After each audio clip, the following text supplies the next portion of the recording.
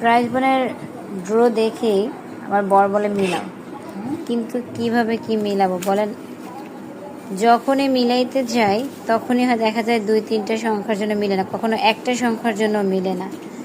তাই প্রতিবারই এগুলো বের করি আর প্রতিবারই নিরাশ হয়ে রেখে দেই।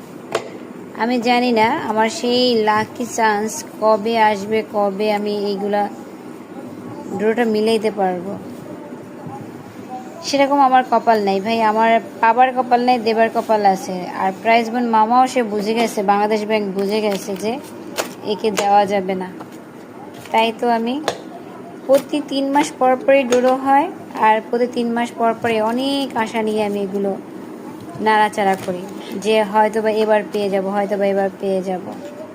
কিন্তু বাংলাদেশ ব্যাংক সে আমাকে আর বুঝলো না, তাই আমাকে প্রতিবারই আমাকে নিরাশ করে। তোমরা কে কে প্রাইজ বোন ড্র পেয়েছো? কার কার প্রাইজ বোনের প্রাইজ বোনের ড্র মিলেছে একটু জানাইয়ে তো।